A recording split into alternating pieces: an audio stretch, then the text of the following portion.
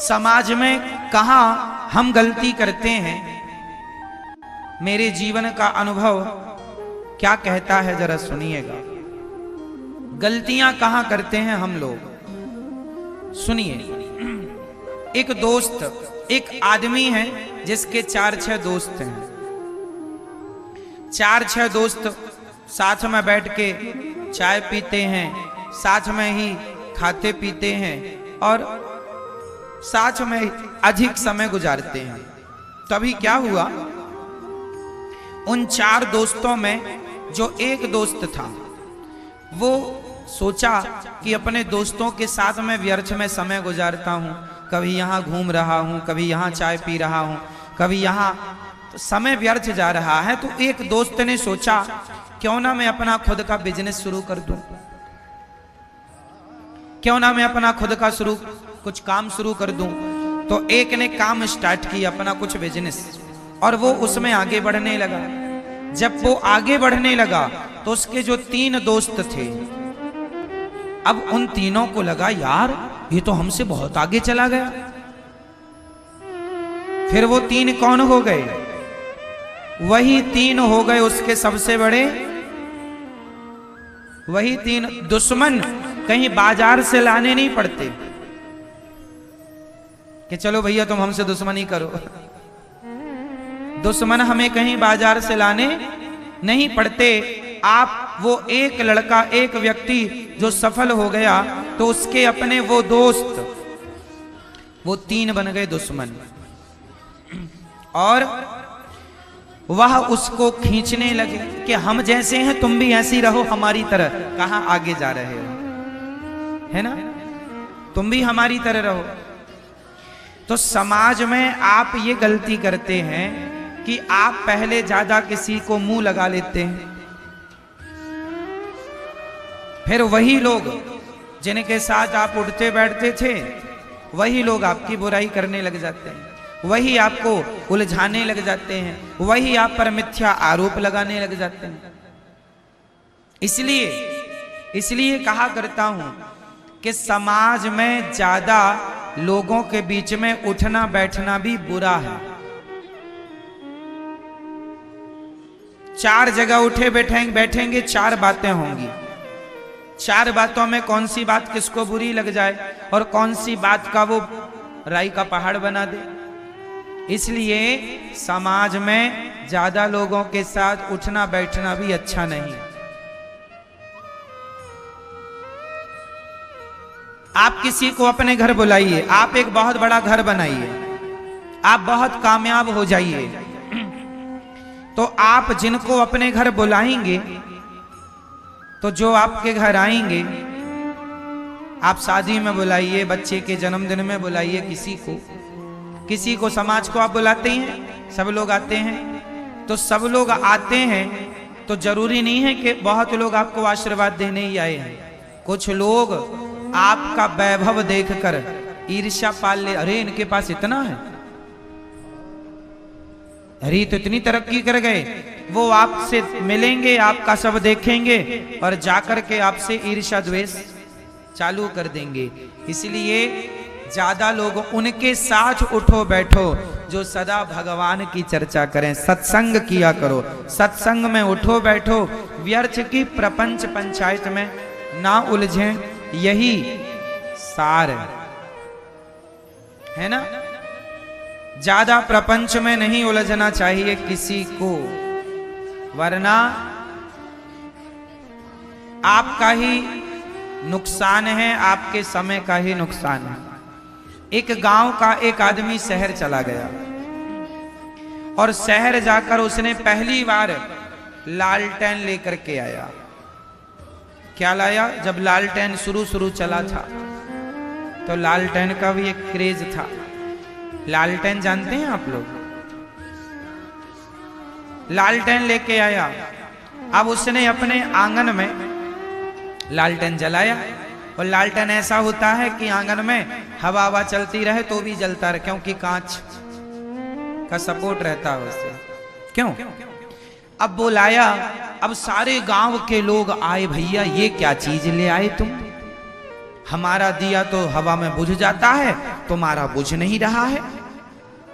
अब सारे गांव वाले देखने आए उसकी लालटेन।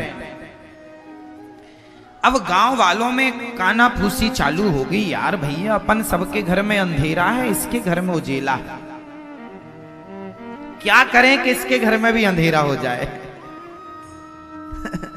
क्या करें कि इसके घर में भी अंधेरा हो जाए। तो गांव के सभी लोगों ने, कुछ लोगों ने जो ईर्ष्या वाले थे, उन लोगों ने प्लान बनाया। उन लोगों ने कहा या तो इसका लालटेन हम लोग फोड़ दें, या अच्छा बताइए, एक उपाय हमने बताया, गांव के लोगों ने सोचा, कुछ लोगों ने कि या तो हम इसका लालटेन फोड़ दें तो ये भी हमारी जैसे हो जाएगा फिर से, क्योंकि हमारे घर में अंधकार है, इसके घर में भी अंधकार रहेगा, क्योंकि इसके घर में उजेला है। या तो एक उपाय ये है कि इसका लालटेन फोड़ दिया जाए, या दूसरा उपाय ये है, अब बताओ दूसरा उपाय क्या है, आप लोग बताओ दूसरा उपाय क्या है, बता दो। दूसरा उपाय ये है, या अपन लोग भी शहर चलें और अपन लोग भी एक एक लालटेन लेके आए और अपने घर को भी रोशन कर लें, या तो अपन अपने घर को भी रोशनी से भर लें, या तो इसका भी लालटेन तोड़ डालें। कौन सा उपाय अच्छा है? कि उसका भी घर प्रकाश से भरा रहे और अपना घर भी प्रकाश से भर जाए, रोशनी से भर जाए। इसके लिए क्या करना पड़ेगा? उसकी तरह उसकी टांग पकड़ के खींचने समाधान नहीं है, उसका लालटेन तोड़ देना समाधान नहीं है। आप अपने आप को भी इतना कामयाब बना लो कि आपके घर भी एक लालटेन आए और आपका भी घर प्रकाश से भर जाए। तो जीवन में ये सबक हमें लेना सीखना चाहिए कि हम दूसरों को देखकर जलना बंद करें और अपने को भी उसकी तरह कामयाब बनाएं।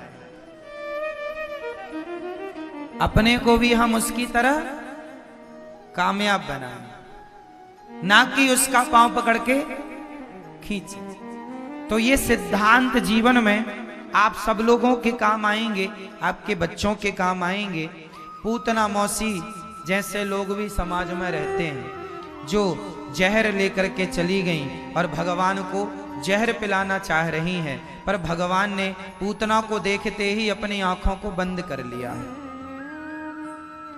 पूतना मौसी ने अपनी आंखें, बोलो मेरी मां, अपनी आंखें बंद कर ली। पूतना ने अपनी आंखें मूंद ली। अब भगवान कृष्ण ने अपनी आंखें मूंद ली पूतना को देखकर। आज से क्या हुआ? आपके लिए एक मैसेज है, ये मैसेज भगवान से मिल रहा है। भगवान श्री कृष्ण कहना चाहते हैं कि जो लोग आपके लिए जहर लेकर खड़े हों, जो लोग सदा आप के लिए बुरा सोचते हो, ऐसे लोगों को देखकर नेत्र बंद कर लो और ऐसे लोगों से सदा दूरी बना करके रखो। ऐसे लोगों से सदा दूरी बना के रखो। ये मैसेज देखना भी नहीं है अपने को। भगवान ने पूतना को देखना ही बंद कर दिया, नेत्र बंद कर लिए। देखना भी नहीं चाहिए ऐसे लोगों को जिनके मुख में तो राम राम है, बगल में छुरी है। ऐसे लोगों को देखना नहीं चाहिए। आप लोग भी अच्छे लोगों से दोस्ती करना सीखिए, ऐसे लोगों से बचिए। अच्छा, जो आदमी किसी के लिए भी कपट रखता हो, उस आदमी से आप दोस्ती मत कीजिए, क्योंकि वो आदमी जिसके अंदर कपट आज किसी और के लिए है, कल आपके लिए भी तो कपट रख सकता है। ऐसे लोगों से दूरी बनाइए जिनके अंदर कपट हो, जिनका हृदय निष्कपट भाव, जो निष्कपट हैं जो सच्चे हैं, सीधे हैं, सरल हैं, सहज हैं, ऐसे लोगों से दोस्ती करना सीखिए। भोले हैं, जो अंदर बाहर एक से हैं। भगवान कृष्ण ने नेत्र बंद कर लिए। हम देखना भी ठीक नहीं समझते, क्योंकि पूतना का तन सुंदर है, मन सुंदर नहीं। देखो मैसेज है ये आपके लिए, है ना। भगवान को पूतना ने उठाया और अपना स्तन मुंह में दे दिया। भगवान ने जहर पिया, जहर पीने लग गए भगवान। और जहर पीने के बाद भगवान ने क्या किया, थोड़ा दूध था, दूध पीने लग गए। अब थोड़े से प्राण थे पूतना के, भगवान श्री कृष्ण ने प्राण पीने शुरू कर दिए और प्राण पी करके पूतना को मार दिया भगवान ने। इससे क्या मैसेज मिला?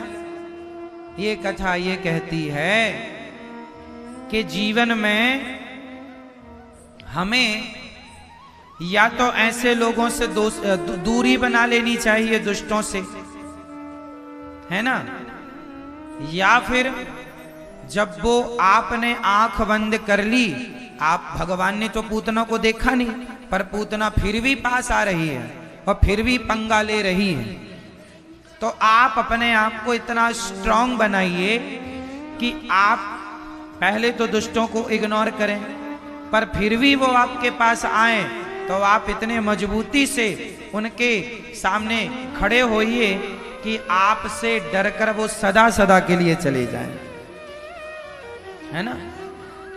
अपने आप को इतना मजबूत कीजिए फिर।